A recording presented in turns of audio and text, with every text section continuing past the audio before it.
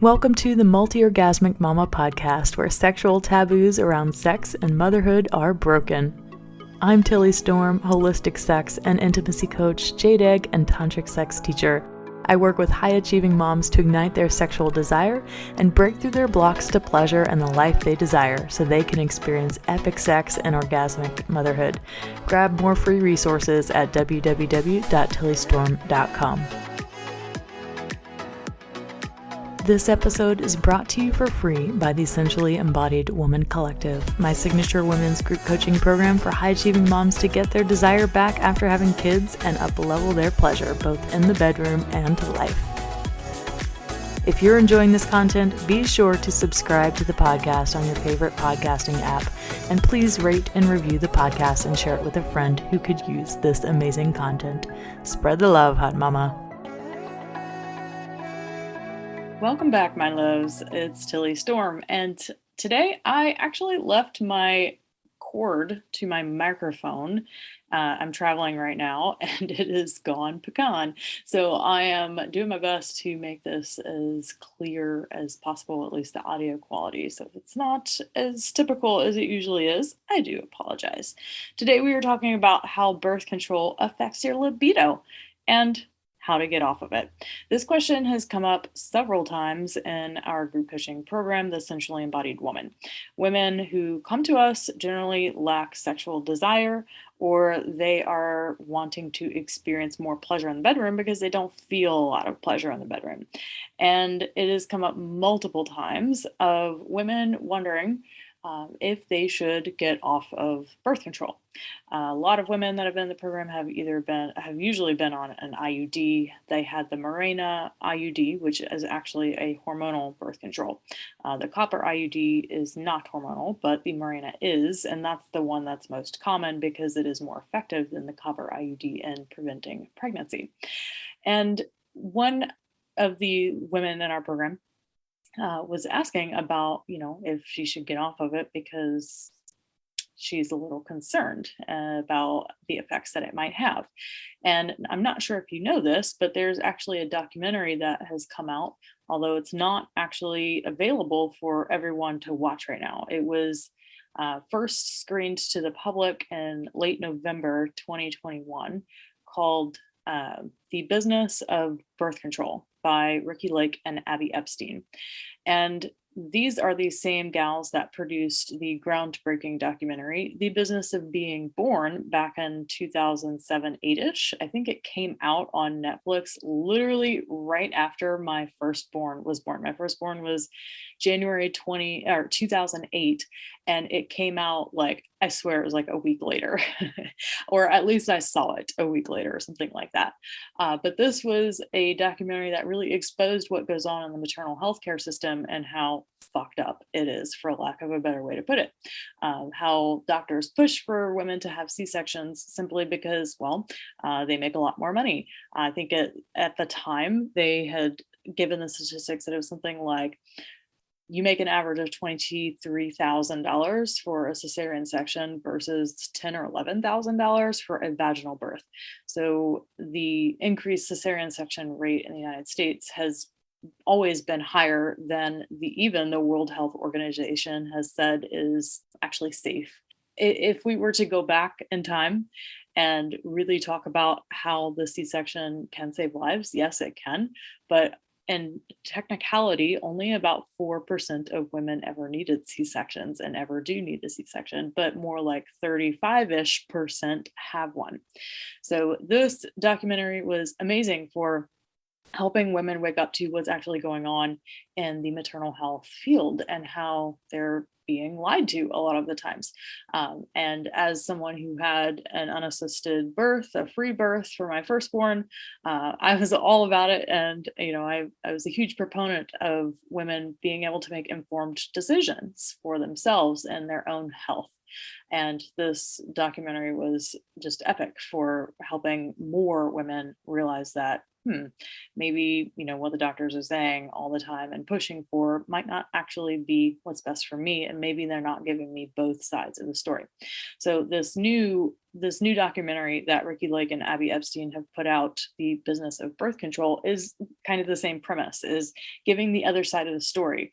Why aren't we allowed to talk about the negative side effects of birth control? It's censored galore, just like everything else. You look at Joe Rogan's podcast, Dr. Robert Malone and Peter McCullough, both of them have been taken off of YouTube and other channels, and they've both had their LinkedIn and Twitter accounts completely banned. Like, you can't say anything that's not against these big pharma companies without being censored and deplatformed. So I totally expect there to be lots of censoring going on when this documentary comes out. In fact, and I don't know this to be true, but The Business of Being Born, it was on Netflix. It aired on Netflix back in early 2008. And I just went to Netflix right before I started recording this to see if it was still on there, because in my mind, I can't even imagine that it would still be on there anymore. And I couldn't find it. So I don't know if it's been deplatformed from Netflix, but I think it has, actually. And maybe someone could prove me wrong, but I did just search and it was nowhere to be found. So back to how birth control affects libido and how to get off of it. Well, it's hilarious how these drug companies talk about how it might actually increase your libido. If you do a quick search on libido and hormonal birth control, they're like, oh, yeah, well, some people will experience a decrease in libido, but some women will experience more libido. And then they give reasons like not being worried about getting pregnant and not having to stop to put a condom on. And therefore, you're more able to be in the present moment. I am sorry, people, but if these are your reasons for increased libido, no. No, no, no. This is not a reason for increased libido. Nobody just says, oh, I all of a sudden want to have more sex because I am no longer worried about being pregnant. Yes, there is a factor that has to do with desire, not libido. Libido has nothing to do with you saying, okay, if I'm on birth control and I don't have to worry about being pregnant, then I all of a sudden have more libido. No, this is because libido has to do with your body's capability to produce the hormones necessary to experience sexual desire and arousal, but mostly arousal. Libido and arousal are not the same thing. So, yes, your arousal response may increase if you are on hormonal birth control and you're not worried about being pregnant or getting pregnant. But it has nothing to do with your libido. It does decrease your libido because it reduces the amount of testosterone running through your system. And it also puts your body in a state that isn't natural. It is not natural to shut down your body's menstrual cycle. Your body was meant to have a menstrual cycle. And the fact that they were able to convince us back in the 50s that this was okay, that women could just start taking pills every single day for something that they weren't even sick. Like, it's interesting how it was all men purporting this information to women. Like, they were actually concerned that women would never take a pill knowing that they weren't sick every single day just to prevent pregnancy. They didn't think they could convince women to do it, but they did. Oh, they did. It's so interesting. And there's all sorts of racial inequality business going on. The hormonal birth control was actually tested on, I think it was Puerto Rican women, on like 132 Puerto Rican women who had no idea what they were being given. So it was like founded in these really terrible ways, tested in these really terrible ways. And the whole history behind hormonal birth control is staggering. So when this documentary does become available to the masses, I highly, highly suggest going to watch it. So the film is actually based off of the book called Sweetening the Pill: How We Got Hooked on Hormonal Birth Control by Holly Griggs Spall. And I think this came out a couple years ago, but it really just talks about, how all the history involved in getting the masses of women on birth control. So, contrary to cultural myth, the birth control pill does impact our organs. It impacts every function in our body, and it also is a huge part of why so many women experience depression, anxiety. And if you look at some of the crazy women these days, all the freaking Karens going around having freaking panic attacks and freaking the fuck out on TikTok and whatever freaking videos that you watch these days, panic attacks and rage. Okay. So hormonal birth control does have these side effects, but no one wants to talk about it. And many women have actually died over hormonal birth control from blood clots and different scientific reasons. I'm not actually sure. I'm no expert on this, but I am just here to bring about to you and to show you that there is another side to this story. And it absolutely does affect your body's ability to become aroused because it is affecting your hormone levels and which of those hormones are actually more predominant at different times of the month. So it does reduce the testosterone in your body, which gives you less ability to be aroused. Now, another one of the side effects of being on hormonal birth control that completely blows my mind, I find this so fascinating, is how it affects our ability to perceive pheromones. There's anecdotal evidence and scientific evidence that has created this idea of the sweaty t shirt study. So if you smell your partner's sweat and if you are completely repulsed from it, then you are probably not attracted to them on the biochemistry level to maintain attraction and great sexual chemistry over the course of your relationship.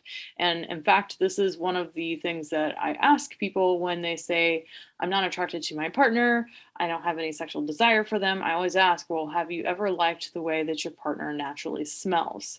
And if they say, no, I have never liked how they smell, I can't help them. There's really nothing you can do about that. That's one of the things that science has just made it so that if you don't like how your partner smells, that chemistry can't be created by trying.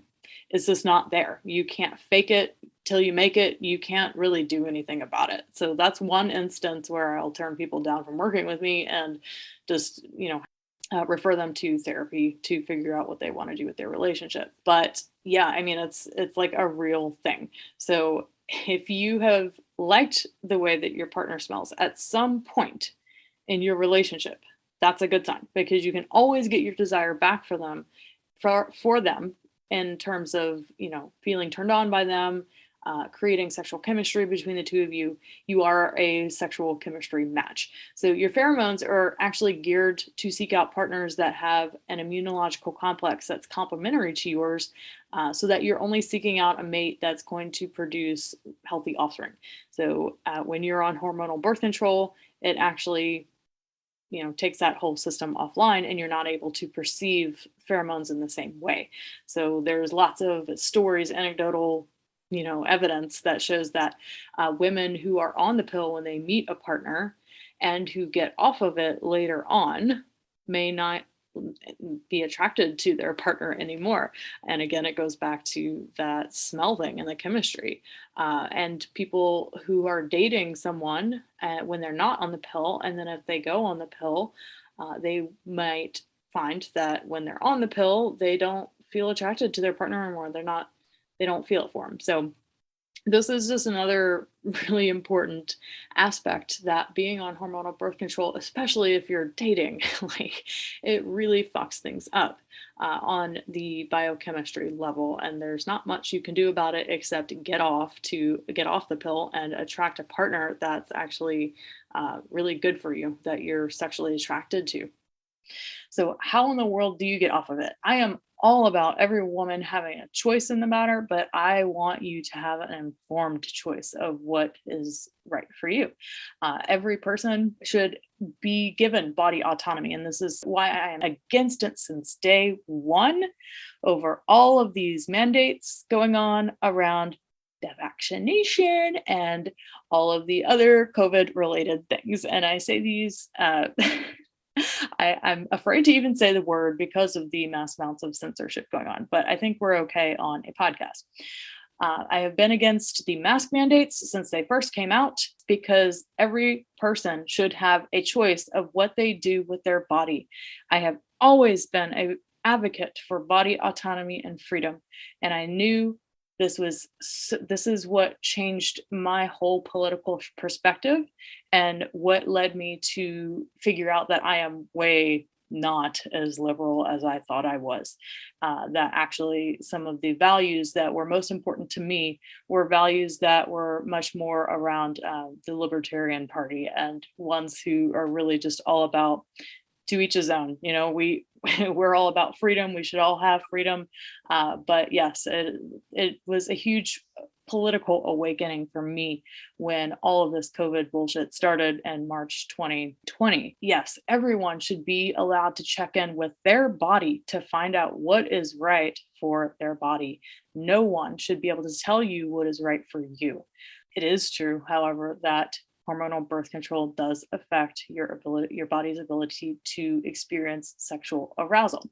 And if this is something you no longer want to be burdened by, or you feel that your body is a no to hormonal birth control and you are ready to take those steps to get off of it, then there are some really great resources out there to help assist you in that. It does take your body several months and even years to go from being on hormonal birth control to like a leveled out playing field of, okay, this is what my body is like post birth control. So there's gonna be an adjustment period. I had a Mirena IUD for 3 or 4 years after my second baby was born. And this was because when I got pregnant with him, I was on the last day of my period and I just did not trust my body to not get pregnant. So I was like, absolutely not. I am not having any more babies. I will do whatever it takes to not have a baby. I just didn't want to deal with that. I was single at the time and it was just a fuck no, I'm not getting pregnant. So I went ahead and got one. And when I got off, it took a long time for my body to level out and to experience normal periods again. There are great resources available to help you and to assist you in that, to level out your hormones, doing liver detoxes if you need, if you're estrogen dominant. But some of the resources that were really helpful for me were Aviva Ram and the Flow Living Alyssa Vitti. All of her resources, and the period lady, Nicole Jardin. So you can check all of those ladies out for more expert advice. Again, I'm not an expert on these things, but again, I do want to bring up the topic. And because this is so important for most of the people who listen to this podcast, there is also the issue not only around your body's ability to experience sexual desire, but it often dries out your pussy. So when you are taking hormonal birth control, many women have experienced dryness down there that they didn't experience before. So it's really important to note that that has a big effect on your ability to experience pleasure during sex. If you are not lubricated down there, it can be painful. So if you experience pain during sex and you're on hormonal birth control, it might be beneficial for you to dive in and to find out the reasons for that. Is it because of the birth control, or is it because I'm not being sufficiently turned on by my partner? And only you can really know. But these things are very important for you to dive in and to ask your body what is right for you. Whatever is right for you, taking that step to be in alignment with the inner knowing and the inner truth of your body, and going with that, taking the actions, taking the necessary steps so that you can create alignment and health and well-being. When you're not taking those steps, you're creating disease. And being in alignment with your body to experience it as a temple of vibrant health, that it can experience tons of multi-orgasmic pleasure, whatever you need to do to be in alignment with that is what you get to do. Thank you so much for joining me on this episode today. Again, I'm not an expert on these things, but I did want to bring them to your attention because I have been hearing it quite a bit lately. So I hope this serves you in some way, and we'll be back next week with more. All right, my loves, take care. Bye. Enjoying this content? Be sure to subscribe, rate, and review the Multi-Orgasmic Mama podcast today. And don't forget to spread the love by sharing this with a friend.